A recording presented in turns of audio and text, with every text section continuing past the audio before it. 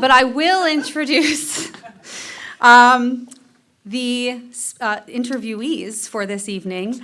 Past Delegate, Panel 69, Jimmy A. Close. You were close. Is it? 71. Panel 71, Jimmy A. Good start. Our current area chair, Stacy S. And our interviewer tonight, who's got way too many, I would definitely mess it up, but most importantly, former District 28 DCM, Beau B. All right, welcome to our panel, and without further ado, I will let Beau take it away.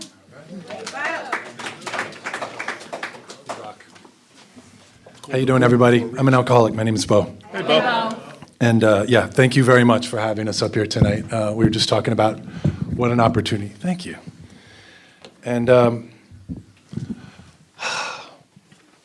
thank you for inviting us to this experiment. This is what this is. This is an experiment tonight. We're like guinea pigs up here, the three of us, and we're going to just go with it and have fun tonight. So this is, first of all, there's the dessert bake-off, right? And then please get up there. Please eat. Vote now. Make sure, vote early and often, just like we do in New Jersey, right? And Roger, thank you for allowing us to participate in this half-baked idea of yours and then just throwing us up here in front of everybody. So we're going to start out. This is going to be kind of like, I imagine, a speaker meeting, but we're going to kind of extract the information with some questions, right? And put that together, try to weave together a story about these guys' personal journey, and I might interject occasionally some elements to that. So before we get started, maybe I'll ask you each just to briefly introduce yourself, home group, maybe hometown where you live, and then we'll get started from there. Stacy, why don't you go first? Hi, everybody. My name is Stacy, and I'm an alcoholic. My home group is in The Great Fact in Neptune, and I grew up in Atlantic Highlands. Awesome. Go ahead, Jimmy. What's your sobriety date? My sobriety date is October 15th, 2013. Thank you. Hi, everybody. I'm Jimmy, alcoholic. Grateful to be alive and sober. Designed for Living Group is my home group. I have a sobriety date of March 28th, 1987, and I live right up the block in Spring Lake Heights. Not for long. Not for long. Yeah, the new news. No news. Okay, so you both have sobriety dates, so I'm going to go ahead and venture to say that at some point in your lives you may have had a problem with alcohol. Is that correct? All right. Guilty. And we're gonna get to that in a second, but before we do, what I'd like you guys to do is tell me a little bit about who you were before that was an issue. Not the drinking part, but who you were. Go ahead, Jimmy. Before drinking. Before drinking. Just what kind of, yeah, tell me about the human being. Yeah, I know, he was 4, but. Oh, back in the day when we had to walk uphill both ways to school. Yeah. What kind of kid was I? I think I was neurotic. I grew up in an alcoholic house, a lot of violence. Had parents that cared for me, gave me morals, gave me values, but right out of the gate, you know, I got involved in just being on the streets with the older guys. I started to get involved with a lot of things that were, you know, not right. And, you know, I feared my old man. You know, I speak of that a lot, you know, because that got healed along the way, too. And, you know, my dad was very violent at times when he drank, chair throwing, plate throwing, kid throwing, whatever it was. You know, I hated him at one point. You know, so, you know, that just set a basis up of, I'm not saying this made me alcoholic, but I'm a kid that grows up with a lot of fear. You know, fear of everything, fear of violence, fear of noises, fear of big people, fear. You know, I'm a kid that grows up with a lot of insecurities and inadequacies about myself, doubting myself all the time, feelings of, you know, we hear it in the rooms all the time, this feeling that I don't belong anywhere. And everything was given to me. And again, this is my perception growing up, looking back, you know. But I'm a kid that grows up with a lot of secrets, you know. What goes on in your house doesn't leave your house. So, you know, From an early age, I learned that fine art of, you know, pushing down your emotions, pushing down everything, not talking about everything. How's it going? Everything's fine. And I'm ready to blow up by the age of 13 when I have my first drink. And Yeah, that's about it. No, that's good. Thank you, Jimmy. Stacy? I grew, like I said, I grew up in Atlantic Highlands, and I have great parents, and it took me a long time to figure that out. But you know, when I was younger, you know, there wasn't a lot of supervision. Both of them worked. They were both heavy drinkers. They partied a lot on the weekends, and so you know, it was just a lot of unsupervised time in Atlantic Highlands. A lot of things, a lot of places to get in lots of trouble. You know, and that was the time where it was like, go outside and don't come back for 10 hours, and you didn't have a cell phone.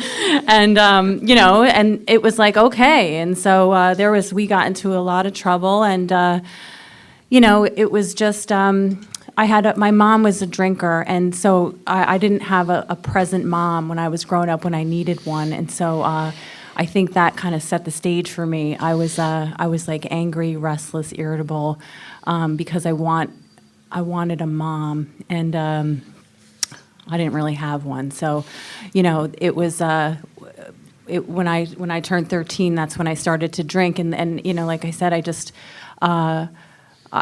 drank like my whole family did, and I didn't know that you know, it was different. I'd find out later. Yeah. How interesting, too, that you guys both really talked about being pretty young when you're thinking about that, the alcoholism. So maybe, Stacy, maybe if you could start and tell us a little bit about maybe a story that describes your powerlessness, right? So obviously you were the person you just described, and then drinking came about. It probably worked great for a little while, but then there was that moment when that powerlessness was hard to deny. Can you share with us that? Let's see. I mean, like, it has to be like my last drink. Like, you know, it took me so many experiments to get there. You know, I didn't think I was powerless. Like, I thought I was invincible, and so it was. You know, it was the complete surrender of, like, you know, like, I don't want to live this way anymore. I can't do this. You know, I knew that, like, that I wasn't going to go, like, I wasn't going to live if I kept going the way that I was going. And so, you know, that last drink, I surrendered. The guy who helped me get into AA is here, and we worked together, and I went to his classroom, and I was like, I have a drinking problem. And he, you know, he took my hand and brought me in, so. That's awesome. In fact, the next question, so I'm just going to go ahead and ask you. Yeah. The next question is, did you have an Ebby, and who was your Ebby? How did you find AA? And you started that Yeah. already, so. I mean, I think I had a friend who was sober, who drank and then didn't. And then I was like, what are you know, what's going on? And I got a gift when I was drinking. He brought me to a sober wedding. So I got to see sober people in my alcoholism. And, you know, when I surrendered 5 years later, you know, he's like, I'm going to give you the number of a woman. He's like, don't you dare call her unless you're serious about getting sober. And I call this woman, and it is the woman whose wedding he took me to, and she becomes my first sponsor in AA. Wow. That must have been like going to the zoo, seeing a bunch of alcoholics Yes, having a great time, and you're like, where's the booze? Yeah, well, I did drink at that wedding. They did have beer and wine. Right on, right on. Perfect. All right, Jimmy, tell us a little bit about your powerlessness and your Ebby. Well, God, I can give you a million stories about my powerlessness. You know, alcoholism is a funny thing. You know, I was convinced that if I just get something out there, it's going to fix me in here, not knowing I'm suffering from this thing called alcoholism. And I think a lot of us do that, where we think if we get the shiny object, if we get the right job, the right girl, the right, you know, whatever, we're going to be okay. And I was convinced that if I just got married and settled down, you know, and I don't even think I have a drinking problem. I just know, like, I like to party, but, you know, if I just get married and settle down, my life could, you know, be okay. And 4 months into a marriage, I walked out of the marriage because drinking was more important than being married. And I didn't realize that I had the inability not to pick up a drink. And what that created was a tear of all tears, where I wound up living on the streets for 18 months up in Jersey City, in Lower Manhattan, New York City, and just doing that. You know, we call it the aimless walk. And dehumanizing, traumatizing. I mean, there's not enough adjectives I can give you for what that life looked like, And this leads me into my Abbey. I was in a bar one night, I walked into a bar one night up there, and somebody told me that they were hiring people like me in Newark Airport, and it was an old airline called People's Express. Some of you guys might remember that airline. Yeah. And I went up there with two other guys, and I won't go into that whole story, but after this little interview, I'm a mess. I'm dirty, I smell, I had long hair, believe it or not, back then. I had a big beard, I was skinny as a rail because I never ate, just drank, and I was sitting in the middle of Newark Airport. This guy said, just go sit outside. Now, you could just imagine how many people were in Newark Airport, and like David sitting right there, I just sat there, and after a couple of minutes, a complete stranger came up to me. He sat next to me, and after I don't know how long it was, he just looked at me and said, what's wrong with you? And I spit my life story up on this complete stranger in the middle of Newark Airport. And he looked at me and said, I have the solution for you. I said, what's that? He goes, is it possible for you not to pick up a drink the rest of this day? I said, I want a drink right now. It's like 10 o'clock in the morning. And he pulled out a piece of paper. This is pre-cell phone, pre-beeper days. There was a time, Larissa. Holy cow. And he wrote down his street, and he said, you know where this street is? I said, that's my old neighborhood. He goes, try not to drink. He put a number. I showed Roger the spot I stood, and I stood in front on that piece of cement. And at 7 o'clock on that Friday night, that stranger pulled up in a 1979 Chevy Impala and had a bunch of other strangers in that car and rolled down the window. Yes, we used to roll down windows. And they said the most spiritual thing you'll ever hear, right? Get in the car. Yeah. And Richie Schnorr became my first sponsor, and he was my Ebbie. That's great. That's staying on that street corner. If that's not step 2, I don't know what is, For a total stranger to pick you up and take you to someplace you don't know. That's awesome. Stacy, talk to me. You talked a little bit about the wedding, but tell me about your first impression of AA. Well, there's two things. Like, I've met sober people when I was drinking, and there was something always about them that was attractive to me. They looked like shiny objects. So, like, I think without knowing that they were in AA, like that was my first impression of like a sober person, like shiny and happy. And I guess then when I was court ordered to go to an AA meeting, I went in, and I went to Big Red in Red Bank. It was like that big meeting, and I sat on the outside, and I remember like, oh, these poor people. These poor people, I am not like them, and that was my first impression. Beautiful. Totally relate. Totally. Maybe one day, but not right now. No. Yeah. Jimmy, what was your first impression? My first impression was it was like a grammar school reunion. I mean, I thought you died. I thought you were in jail. I mean, I walked into my grammar school. That was my first meeting, was my grammar school, the Jersey City Young People. And I thought you guys were really old. You were like 45 years old. I mean, I was 29. 45 looked old. And it seemed like it was a lot older AA back then. There wasn't as many young people, I think I was probably, for a young person's group, I was one of the younger guys at 29, But, if I really look in my mind's eye, I could vision, I know what that room looked like to this moment. I walked in like that, like a door like back there, and I could see the literature table. I didn't know what that was at the time, but right in front of me. I looked to my right, and there was a coffee pot and cups, and then I looked to the left, I saw a podium. I didn't know what that was all about, and a table, and I don't know, there was a feeling of like, I don't know what I'm doing here, I don't know what this is about, but there was hope, even though I don't even understand that word, hope. There was, I don't know, I just had this feeling that I was going to be okay. Yeah. I mean, I'm okay. It's crazy how you can remember that, right? Yep. So clearly. He can't remember to bring orange juice on the way home, right? But he can remember 40 years ago. Am I like, married still? No. Perfect. So, Stacy, talk to me a little bit about what some early challenges were in sobriety. Oh, God. Just living. Living sober was the challenge. I can remember, leaving a meeting, and I was all dressed up, and I called my sponsor. It was like 9 o'clock, and I'm like, what do I do now? Where do I go? And she's like, home. And I was like, what? Like, no. I'm like, I'm all dressed up. I used to go out. Like, you go home? And she's like, yeah, go home, you know? And I was like, oh my God. You know, like, I mean, wearing coats in the winter was hard. Like, not wearing yoga pants and high heels to meetings was hard. You know, like, everything was hard. Like, I had to learn how to be a person in AA. I couldn't do anything sober.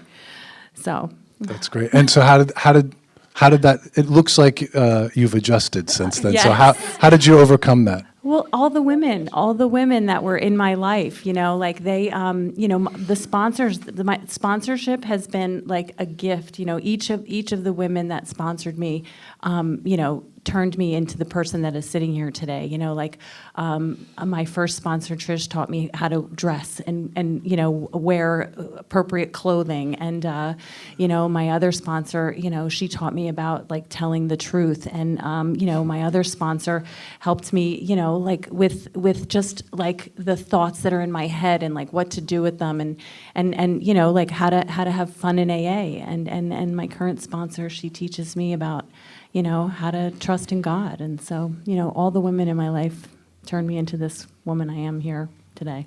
That's beautiful. Thank you. Go ahead, Jimmy. Biggest challenge?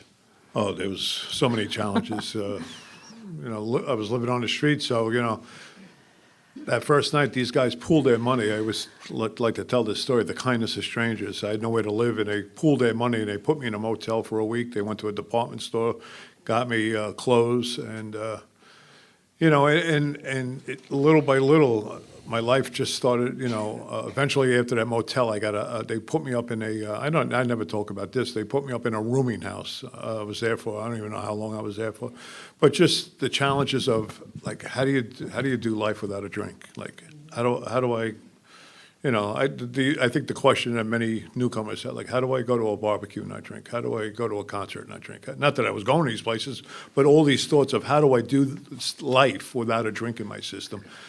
And I just got around these guys, and we went to meetings every night. I probably was going to 3 meetings a day back then in the early years, and just little by little, you know, life started to unfold. And little by little, I was getting better. Little by little, you know, dealing with stuff, getting a sponsor. And like you just said, Richie was such an important thing, and these guys that he introduced me to, just how to live life as a sober man. And I mean, that was the challenge. Like many of us coming in here, like I had no clue to how to do that. I had no clue how to have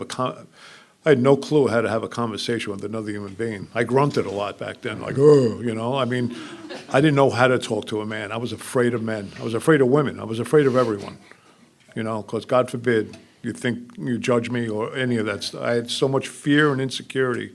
And those were the big challenges. Like, my head was always down. I'm filled with shame and guilt of everything. And, but little by little, that stuff started to chip away and get removed out of my life. Thanks. Isn't it amazing that all of that's been going on in our lives? Everything has been taught us in our life to be that way, and yet we can come here and there's something inside us that just knows these people are safe. This place is a place maybe I could learn from that, right? You know, there's like, because for me it was a lot almost by osmosis, right? Like I didn't realize I was picking it up, but I was surrounded by all these people, and I didn't feel safe anywhere else but being right in the middle, you know, especially early on. And so how can, you know, but we know, we can feel that inside. Jimmy, talk to me about, it doesn't have to necessarily be your first aha moment, but I'm talking about you've been sober for a minute now, right? And you're going along, but then all of a sudden, like one of those kind of step or spiritual light bulbs pops, like an aha moment, like, whoa. I was about 3 months sober, and these guys came to me and they said, we're going on a retreat. I'm like, what's a retreat? And they said, we're going, this was an AA, it was a Matt Talbert retreat, it had nothing to do with AA, but right away I got afraid, and I just said, I'm not going. And I go, why not? I have no money, don't worry about it, you're scholar. I have no luggage, don't worry, put your clothes in a bag like you always live. I mean, you know, they had an answer for everything, these guys, you know. And I go up to northern New Jersey, Newton, New Jersey, and there was a good retreat house up there, and I don't have no idea what I'm about to walk into. I am terrified. And that aha moment was that I witnessed something that I've never witnessed before in my life at that point was that life could be very problematic and you don't have to drink. Men started to share stuff on that retreat that and there's no way in hell that I would not drink over that. That's what my mind would tell me. And I started to experience something that I really wanted in you, but I didn't know how to attain that. And I would see that in these men, and I would see peace. That even with all the adversities of life, with all the troubles they had, not all of them, but a few of them, and just going through life, I started to witness that, I could get through this without taking a drink. And that might sound like a little thing, but to me, that was the big deal. That was the thing that said, I think I could do this thing. If I just stay with these people, I think I can get through this thing. And I had a lot of challenges. I had a lot of problems coming in here. But I just knew if I just stuck and stayed, I'd be okay. Yeah, right on. Stacy, how about you? I think, you talked about safety, like feeling safe in here. I think for me, that was my aha moment, because when I first came around, I was just coming, and I didn't really know what this was about, and I knew I felt good in here, but I didn't know that it was going to help me, or I didn't know if I just didn't know anything about AA. But there was a Thanksgiving. And it was probably like maybe it was my first year sober, my first Thanksgiving, and I have a drinking family, and they were mad when I left the family. They were like, "When are you coming back?" And I was at a house filled with family, and my brother came up to me, and he's the one who was the most mad, and he was like, "You know what? Why don't you get the F out of here? Nobody wants you here." And I was like, oh, and I didn't have sober feet. And I had gone to the loft earlier that day with my sponsor, and I knew that it was open, and they were there all, like they were having an alkathon, and I was like, I had to leave, and I was like, I hit that moment where I'm like, I'm gonna kill myself right now, or I'm gonna, and then I was like, and the thought occurred to me, I'm like, or I can go to the loft. And I drove to the loft. I'm getting the chills. And I walked down the stairs, and I thought I could cry, because it was like, I thought it was the most, I was like humiliating. When I was doing it, I was like, this is so humiliating. I have family, and I'm going down here with a bunch of strangers. And I sat down, and all the people came around me, and someone sat down, I was crying, and they just sat down, and someone brought me a piece of pie. And I have to say, I never felt more love than I did when I walked down those stairs, and that's when I knew that this place was going to help me. That was the aha. That's a great story. Thank you, guys. When I first heard or saw the promises related to the 9th step, I thought, that's impossible. Maybe for some of you guys, but not for me. That list, it seemed too tall, too much. And so I'm going to ask each of you, are there any 9th step promises that haven't come true in your life today? Start with you, Jimmy. Haven't come true? Have not come No. true. No, that's the simple answer. Haven't come true. Stacy. I'm going to say same. There. That's powerful, right? I don't know about you guys, but I thought that was impossible. Just like what you're saying, just to be able to breathe and be safe, that was all I could ask for, right? Now look at that. To me, what really got me was the 10th step. We have ceased fighting, everything and everyone, right? That blew me away. I was like, how did they know? Like, how did they know that that's what I was up to, right? And now we are in a place where I can actually see that in other people. I can feel that for them. Like, oh man, they're wrestling with the whole thing. Beautiful. All right. I knew that was going to be a quick one, but to me, that was a powerful statement the day when I realized that on the other side of that, like, whoa. These have all come true for me in my life. All right. Who's first? Who's next? I'm not going to tell you the question until you're not going to pick, flip a coin. Jimmy, you got it. All right. Can you describe for us what your version, what higher power is to you today? Higher power to God to me today is love, friendship, and with no religious connotation to that, just something that I'm able to lean into, just like leaning into a good friend. You know, having a friend that I could speak with, having a friend that I can confide in, having a friend I could cry on, having a friend that I could, you know, just not be judged by, you know, anything in my life that might be troublesome right now. You know, I don't have this. I have this. I don't want to say a simple God. Just have a God that is present for me and always willing for me, or always ready for me to tap into that relationship. Yeah, right on. Thanks. Go ahead, Stacy. My God today is, is still a group of drunks. You know, my God is a loving God today. When I came in, it was, punishing God, and I hear Him in all of you. So it's a group of drunks. It's still good, orderly direction. It's still gift of desperation. You know, these are the times when, I get as close to Him as possible, and it's evolving. It's always evolving, and I just feel like that's something that I'll continue to grow closer to. Yeah, no, that's great. That's great. It sounds for both of you and me as well that whatever our conception or our thought of a higher power or God when we first came into these rooms, very different than what it is today, right? My past sponsor, Tommy G, he used to always say, if you want to see God, go look in a parking lot after an AA meeting, And all the stories that you guys just shared, the pie eating, the circling around us, helping us out. What does it mean to you, Stacy, to be a sponsor today?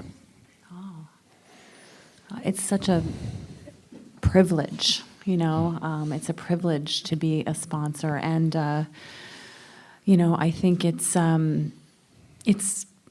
I get to keep my sobriety. I have to give it away, and so it's a relationship. It's a way for me to continue to practice, the principles of recovery, and then also the traditions, and then how I get along with others. And so it's a gift, and it's something that is it's give and take, and many of my sponsors have taught me, it's a relationship that I have to participate in, and so being a sponsor is just it helps me work this program constantly and keep my recovery, and then fresh, and always working the steps, and always just kind of going back and forth with each other, and helping each other. It's a relationship. It's I'm not above. We're doing it shoulder to shoulder, and it's a blessing. Thanks. Go ahead, Jimmy. Yeah, it's a gift. I mean, the great paradox of Alcoholics Anonymous. In order to keep it, I got to give it away, right? And so you get blessed with helping others. I mean, that's what we do here. That's a basic service of Alcoholics Anonymous, to help others. And yeah, we're at a service event, and there's a lot of different service and the way we carry the message. But really, sitting knee to knee, eyeball to eyeball with another man, it's a responsibility, to help someone. If I want if I want the life I've been given, I got to help others. It's as simple as that. And so God blesses me with a bunch of men.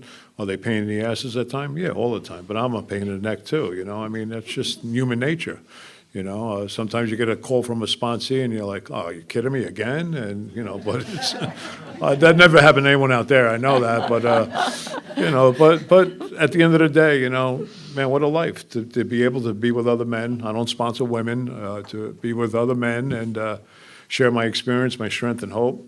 Hopefully push them in the right direction. Hopefully give them a boot in the rear end, like I get a boot in the rear end from my sponsor. And sometimes put my arms around them and tell them everything's going to be okay.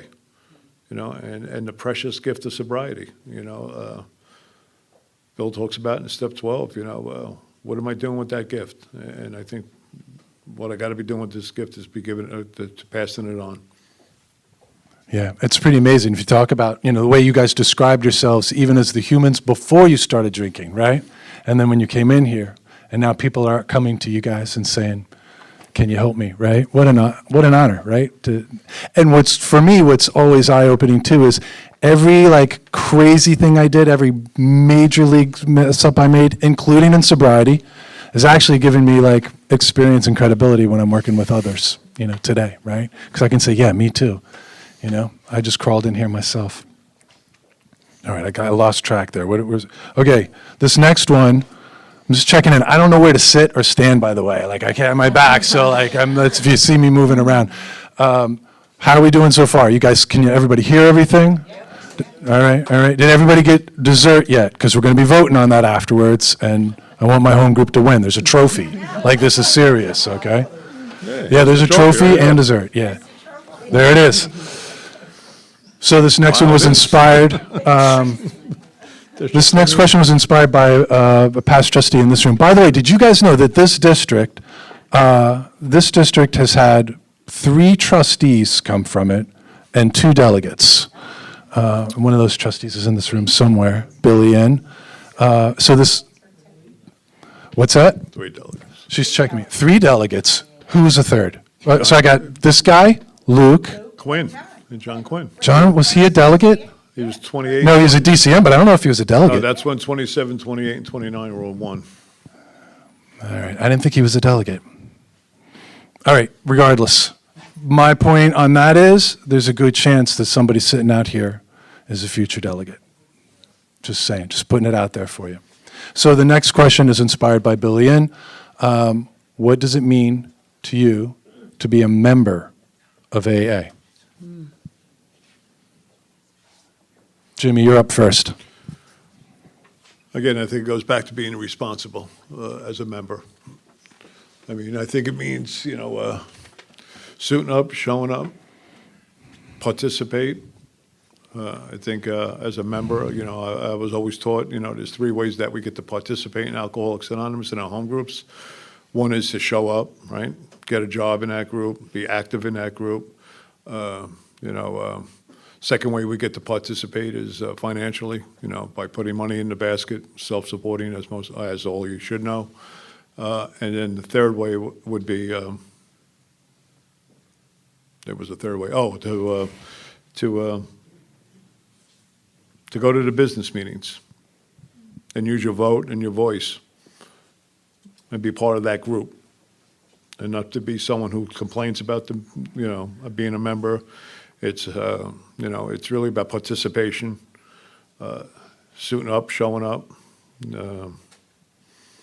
and just being a member of a group, one group. I was raised on one group, and that's it. And support as many other groups as you want, but just be a member of one group.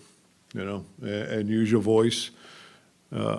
Yeah, that's about it. Yeah, no, that's good. That's good. It sounds a little bit like on sponsorship that at times it could be inconvenient or against what we feel like doing with ourselves or our time.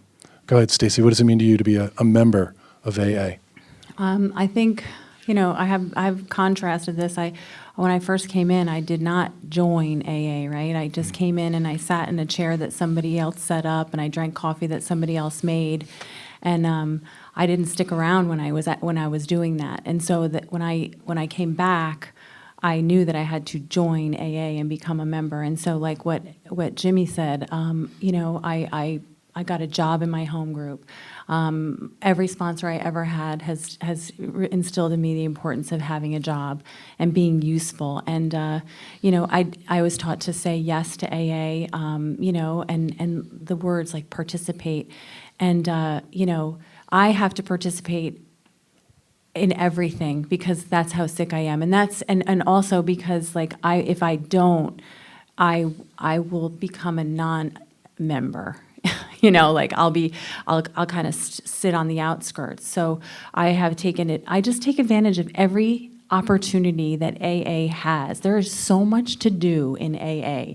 There is so much, and I just want all of it because so I just chase after it, and I see the people that are doing it, and I follow them around, and and that's it. And I think today, like being a member, like I care about AA, so like the legacy of AA, and so like for me, it's important that like sponsorship, like that I teach my sponsees that, like, listen, it's our responsibility to make sure that this thing keeps going. And so, like, I am always encouraging people into service outside the home group so that, that AA is here for people that aren't even born yet.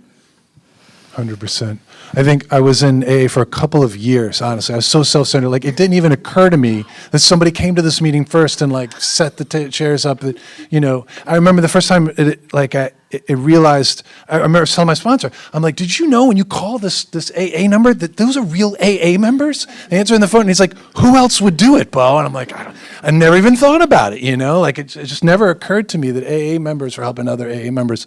So, same thing even with our self-support, right? I was just telling somebody this story before. So, when I was on the board, one of the guys that I work with, he knew I was on the board, and he was asking me he's like, so what's that like when you're on the board for A? Does that mean like you have to do a lot of fundraising and charity events and get people to? And I'm like, no, actually, we don't have to do that. Like, everybody in AA makes the contributions. He's like, what? He's like, no way. No, nothing works like that, Beau. Like, how do you get your money? I'm like, that's where it comes from. It comes from the people it helps. And then we help the next people. And he's like, whoa. He was like blown away. And then I got blown away because I'm on the board and I never really fully thought about it from that perspective, So, along those lines, in terms of AA being a little bit bigger than maybe Beau's home group, and where, how all that comes together, all those roles and opportunities to help. When was it that you guys first kind of became aware of that and jumped in? I mean, you alluded to it a little bit, but maybe tell me a little bit of story about that. Stacy's turn, right? Yeah. She's ready to go. Go ahead.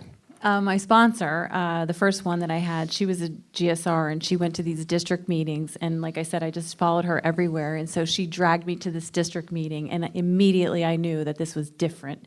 I was like, whoa, like, what is going on? There were people at this meeting that I had never seen in my meetings before. They were talking about stuff that I was like, CPC, a lot of like alphabet soup, CPC and PI and, CFC. And I was like, what is this? And I remember I knew that whatever they were doing was like they were in AA, and I was like, these people are never getting out. And so like I behaved so badly, so I started going to the bathroom, and then I was like, like not paying attention. I was like looking at my phone, and she kicked me out of the meeting, and she made me go wait in the car, and she's like, you are never coming here ever again. And I was like, good. I was like, I don't want to do this. But she planted a seed, and, the rest is history. Wow. And so you came back. I did come back. Clearly, because Yes. here you are. Thank you. I'm glad you did. Go ahead, Jimmy. Day 7, I'm in my new home group, my new sponsor, I'm Mocus. There's that's an old AA term for some of you older guys might Mocus. remember. We used to say we were Pre-beeper. Mocus. Now, I don't know what that means, but it's a good description of my mental capacity at that time. And I'm in this new group, 1 week, I'm sober 7 days, and this guy Richie runs up to me, he's all excited. We're having a business meeting. I'm like, what the hell's a business meeting? And I want you, Jimmy, to be the ashtray cleaner.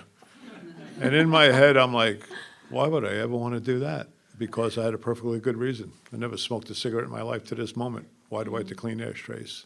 I didn't get it. I didn't get that he was trying to pull me into the herd and to give me a job in Alcoholics Anonymous. And so that starts my kind of service career in the home group. And, I come from a time when we never really, it's sad, I guess. I don't know, maybe I don't know what it is. It's, we weren't pushed into service outside the group back then. Like, we weren't encouraged to go to district meetings or an assembly or anything like that. We just stayed active in the group, and I always tell the story, there's 2 cops in Jersey City. One's, and some of you young guys can Google this, pull out your phone right now, but one cop was named Jackie Gleason, and his sponsor's name was Mickey Rooney. And they were the only 2 guys I knew that would come around and talk about this service thing, whatever, and I had no clue. Sad to say, it wasn't until 19 years sober that I became a GSR. Terrified of what you guys do.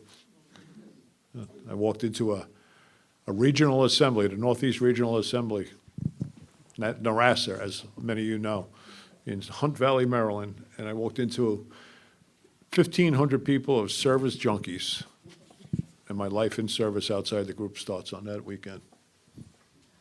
You know, I knew Jimmy a little bit, and I'm pretty sure it was good that he waited 19 years before he got into service. I'm just saying, it needed a little bit of work, you know? I didn't know how to play. First in the couple of sandbox. trips through the steps didn't quite stick, so, no, it was good. So let's stick on that a little bit in terms of what fears or hesitations did you have maybe about getting involved, Stacey, and getting involved in that kind of work? I mean, I just, like I said, I just said yes. Like blindly just said yes. But I did have fears as the GSR because, you know, I was in a home group that had a lot of old timers, and they did not want to hear my report. And so, you know, I had 1 year, and they voted me in. You're supposed to have a 2-year requirement, so I only had 1 year, and they said it was okay that I could be the GSR with 1 year. So they voted me in, and they had faith in me, but. When I would go to the district meeting and I would hear all the great stuff that was happening, I would come back so excited. You know, they say, you know, service is about attraction rather than promotion. I was like a promoter. You know, I was like, we are doing a group inventory. Every person in here needs to get a job at district. And they were like, whoa, like slow your roll. Your report is now 5 minutes, and we don't want to hear about that stuff ever again. Like, you know, and so like my fear was like that, you know, like I couldn't believe that people weren't like so on fire for it. And I was like, how do I get them to do it? Like, it's great. And so, you know, really just that, like, you know, like the fear of like people not wanting to do it, you know, and then also giving the report, and then, of course, you know, then all the people pleasing and all the defects come up. So, you know, that go with that. But that was really it. Go ahead, Jimmy. What was the question again? The question was, what fear or hesitations did you have about I didn't understand this. getting into to be honest with service you. work? You know, I could talk to you about the big book, I could talk to you about the steps, but when it came to, you know, the service manual, the concepts, the qualifications of a GSR or a DC, I had no clue what you guys were talking about. It was like alphabet soup. And that's embarrassing to even tell you that, as long as I was sober at that time. But what happened was going to that Northeast Regional AA Service Assembly, because, you know, if any of you have been there, you know, they have roundtables for whatever a particular job. I don't want to say job, but, you know, GSR roundtable, DCM roundtable, delegates. And I sat in on the GSR roundtable, and these two past delegates, I know who they are to this day. Morgan J. passed away. He was a delegate from Maryland, and this guy Marty S. from Eastern Pennsylvania. They were the moderators, and they made AA look so attractive. Like her, I came out of that weekend on fire. And I always look back at that, and because the second year that I went there, the woman that was the moderator was boring as anything and read off a piece of paper the whole time. And I always ask myself, man, if she was the first one I listened to, I wonder if I would have ever came back. But Marty and Morgan made it so exciting that that's what lit the fire. That's what lit the fire inside of me, that I want this thing. That is great. And I'm going to follow up on that, but right, my follow up on that is, what could happen in the service structure? What could be done that might make that reaction happen more often? Getting people excited, having an interview with two people from. Yeah. Go ahead. Do you have any thoughts, Stacey?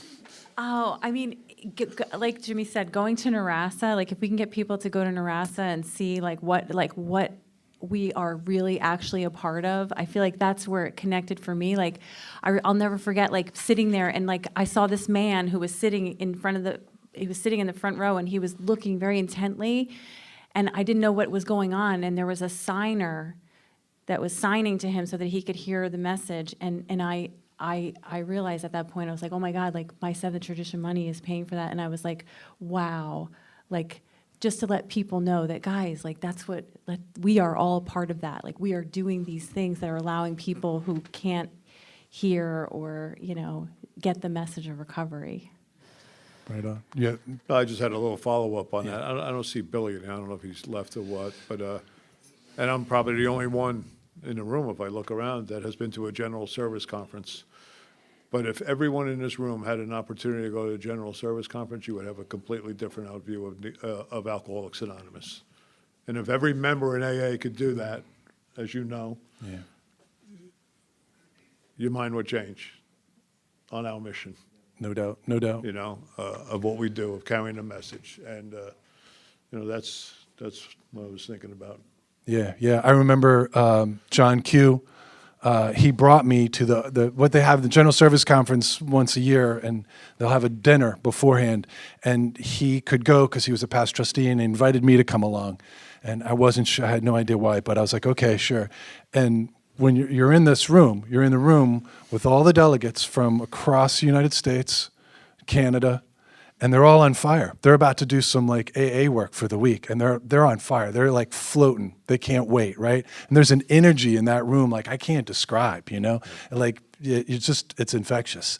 And yeah, just that part, not even being at the conference part, just being that pre-part was amazing. It was amazing. But that fire doesn't always last. I have to tell you, this guy right here. So Caitlin's right. A long time ago, geez, I don't even know how long ago.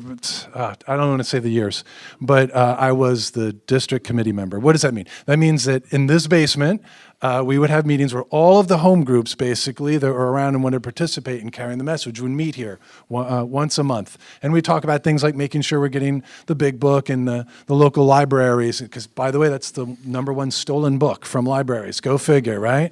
And so we're talking about how are we making sure we're getting that in and carrying the message and what we're doing with local doctors and that sort of stuff. So anyway, so I ended up in that role as the district committee member, and that means my job, it's to make sure the doors are open once a month and that there's a table here for people to sit at and that we're ready to go. And this guy was the alternate district committee member, and we're having a particularly difficult meeting one night, and he leans over to me in the middle, like I'm supposed to be like helping to chair this conversation, and he leans over and he says, "If you think I'm standing for your position ever, you can forget about it." In the middle of the conversation, that's Mr. Support. So, you know, it ebb and flows, but yeah, I like what you guys are talking about in terms of the structure. Well, you're looking at a past delegate and a past general service trustee who sat in his basement and said, "What are we doing this for?" True enough. It's frustrating. No, but you know, but also to me, so just to add on to that too, because I saw other people, and I'll be honest, in my head, I thought, I'm not them. I don't have their experience. I can't do that. Right?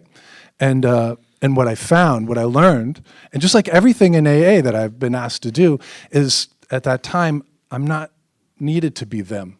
I don't need to do it the way they do. Like all of my experiences, just like I find everywhere else in my journey here, is that I need to be me in that role. If I get invited by my home group to make coffee, if I get invited by the district to be the district committee member, I need to show up as me for that, right? And that, to me, that was one of my biggest things, because I would see these people that I admired, and I'd say, I can't be them. And that's not the object, right?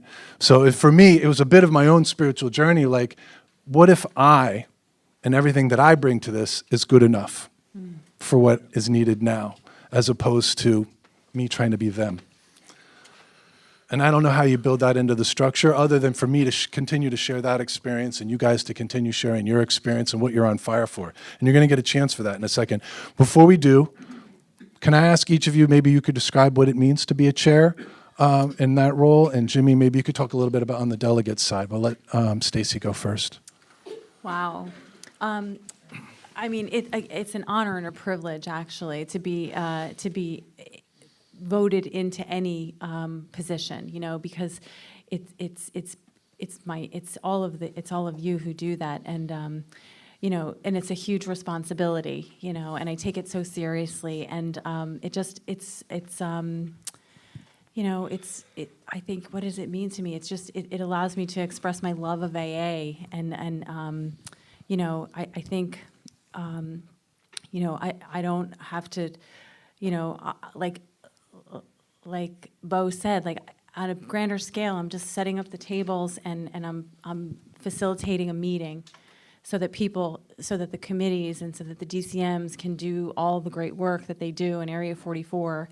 And, I'm just here to support and provide guidance and experience and information, based on our traditions and concepts and the literature that we have. My sponsor is a Panel 29 delegate. That means he was a delegate when dinosaurs were walking around. And I remember when I got elected area chair, I called him up and he just said one thing to me. He said, make sure you bring your recovery to your service work. And I thought that was just a nice old-timer throw-a-line way until I became the area chair. And that became kind of the basis of, I better be spiritually prepared for the position that I'm going to walk into. And so for every position I've ever had, right up to delegate, I've always written an inventory. I shared that inventory. I just wanted to clear the basis, what was going on inside me, because I knew it was, as I moved down that inverted triangle, the responsibility got a little bit more, deeper and deeper. And from chair to alternate delegate, which is really 2 years of just hanging on the coattails of the delegate, I got elected delegate in 2020, and so I served in 2021, 2022. Pandemic hits. My first conference is a virtual conference. We were together at that, and then the second one was, in person in Brooklyn. So what did I learn as a delegate? It's such a different role for when I was a chair. I mean, in the chair it was like, you facilitate the business. You really have no opinion for 2 years. You stay in your lane. You're not the committee chair. You got committee chairs. You work with them. You support them. And as a delegate, not only do I carry the voice of the area, but I'm there at the conference for AA as a whole, not so much Area 44. Even though I get all the feedback and everything from you guys at our mini conference, like you guys are going to have. You just had. And so the delegate role is just about, how are we going to continue to carry the message to the alcoholic who's out there right now that doesn't know we're in here right now, right? And we do that in a variety of different ways, whether it's through committee work, public information, cooperating with the professional community, corrections work, all that stuff, literature.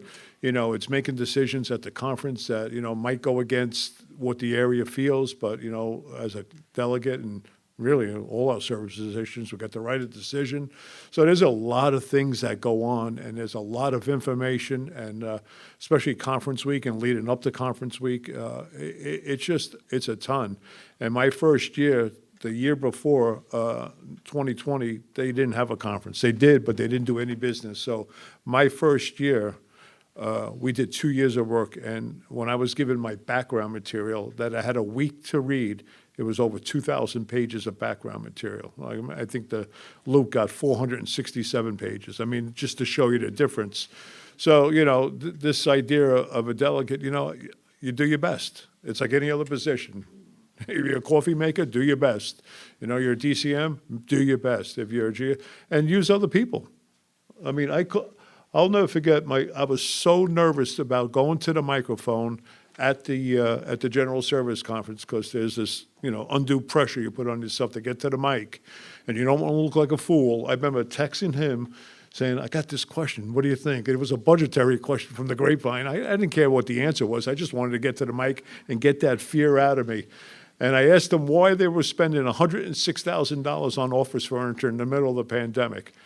And the Pacific Coast Regional Trustee gave me the answer, and I didn't even care what the answer was. I was just happy I got to the mic and got that fear. And then I texted him something like, was that okay? Was that okay? You did good, Junior. Sit down. The answer was everybody was working from home, and they had these terrible chairs, and they needed some things Laptops, just to make sure that they weren't getting bad backs. And laptops, that's right, because everybody is pretty old school and great fun. Did I turn it off? Yep. How did I do that? How long's it been off? You guys just weren't going to tell me, huh? It's like, he'll be done in a minute. Let's get back to Jimmy and Stacy, please. All right, we're coming up on time, right? I'm going to get a couple more for you guys along these lines. I guess I will. Had a question, but I think I'm going to skip to this. But I will talk about it a little bit. My experience. One of the questions was about, do you see ego show up too much in service? And for me, it was kind of a trick question because it's both in me and also elsewhere. But, Jim, you started to touch on it about the importance of bringing a recovery to it. And I don't think I really worked 10 and 11 and 12 as much as I did when I first became district committee member, you know. And anytime you start doing something in AA and service, there's about 4 other people that aren't doing any work, but they have an opinion on how well you're doing yours, right? And that's just, I mean, that's part of being in AA, or it's part of being out anywhere in life, right? But 10, 11, and 12 were key for me to make sure that I was able to still come here. And, you know, to me, I still get chills when we talk about why we do that. But, you know, the fact that the meetings were in place, the fact that when I called a number, there was somebody whose job it was to sit by the phones during those hours, answer the phone, and tell me where to go for a meeting. You know, I don't know if it was pre-beeper days. That's pretty ancient, but it was, you know, you would call to find out where an AA meeting is. And, you know, I think about all the work that the people did then that went into, that I didn't even know, that made me kind of getting sober. I don't want to say it was frictionless, but, you know, it was available. It was here for me, right? And so what am I doing today for the alcoholic just being born today, right? That's the kind of thing that still gives me chills when I think about that. All right. Here's a question for you guys as we're starting to close up. 2 maybe softball ones, but these are probably my favorite questions, so we're going to go long even if Roger gives me the hook. I'll start with you, Stacy. What has AA entrusted you with that you never expected? Wow. I mean, different things at different times. You know, when I was the GSR, AA entrusted me with the voice of my home group. That was the most important job, and I didn't know it at the time.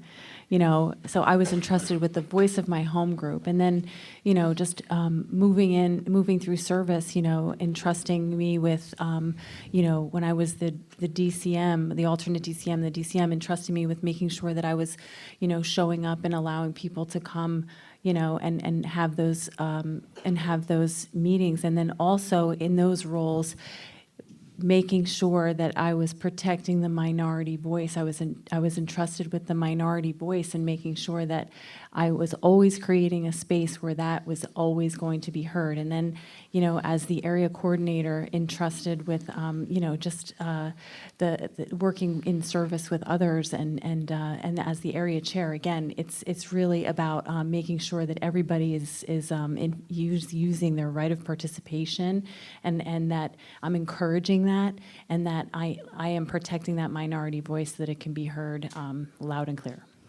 That's awesome. Go ahead, Jimmy. AA has entrusted me with the lives of others. You know what I mean by that? God puts people in our lives, and if we sponsor them, it's a huge responsibility. I think it's you know, whether I'm working in a service, you know, the third legacy of service, or whether I'm sponsoring men through the steps, or being a member of a home group. I mean, being attentive to others. I mean, we bust chops and all, we do that, right? But there's times when, you know, someone needs to talk to me about a serious situation. And, you know, I got to make sure I'm responsible enough to take the time to be willing to listen to that person, and to maybe share my experience, or if I don't have that experience, to point them in the right direction to someone like you, or someone that's in this audience tonight, that person gets the help he needs to stay sober another day. So, yeah, we could talk about that in the service, but I think that's just in general in life, that AA has entrusted me with this gift of sobriety, where I could really be of service to many people in many different ways. You know, it doesn't have to be just AA. It's how am I as a neighbor? How am I as a family member? How am I as a coworker? How am I as, you know, we practice these principles in all our affairs, not just for this hour in AA. You know, more importantly, these principles that we practice in here should be practiced out there a lot more than just in a church basement. That's for sure.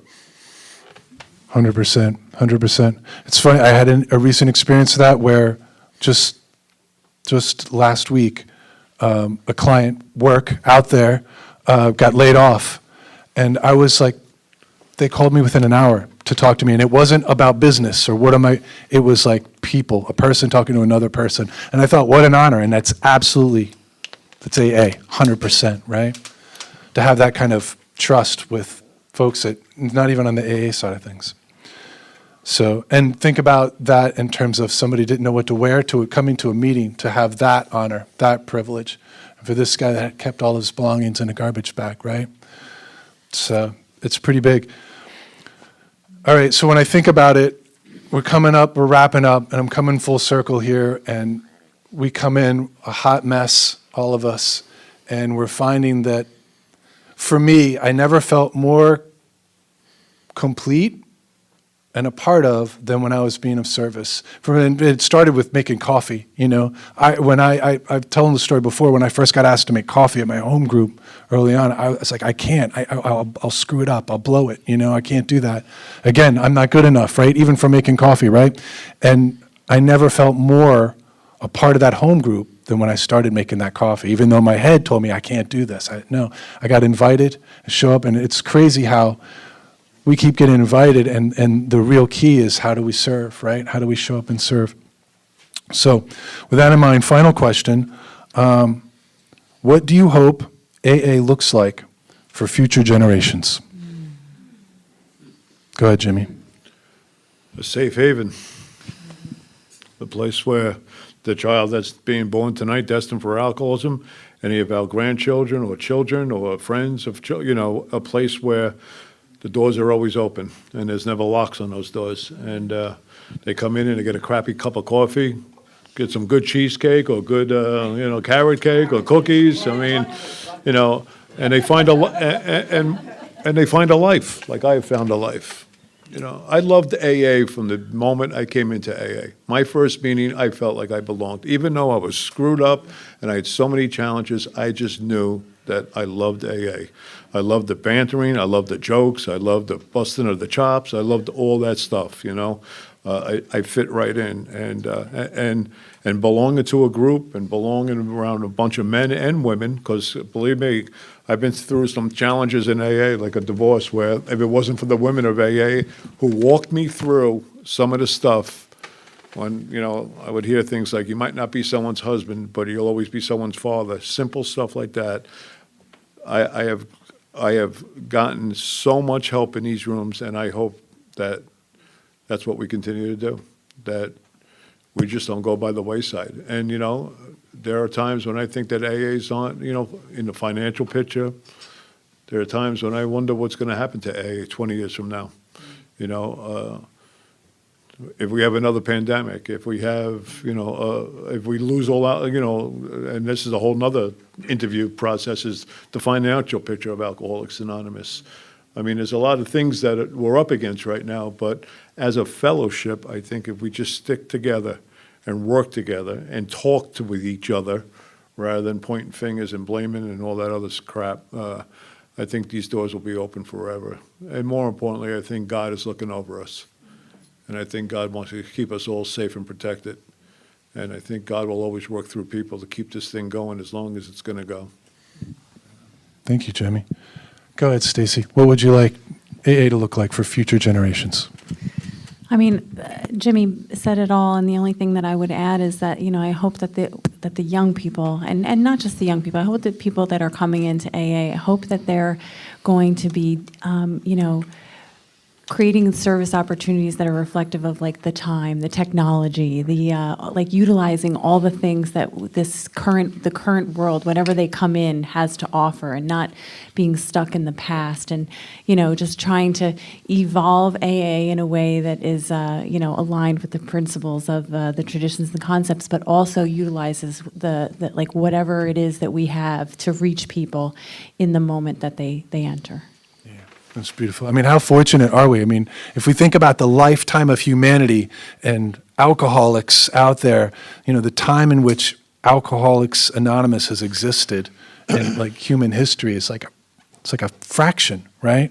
How fortunate are we to be born and have this available to us? So hoping that for future generations to come, and that's really our job, right? That's our job as AA members today. That's the way I see it. So with that, I think I want to thank you all for entertaining us with this new experiment, the 3 guinea pigs. I don't know about you guys, I enjoyed myself. So Roger, thank you for the opportunity. Caitlin, thank you for the opportunity. I'll turn it to Caitlin.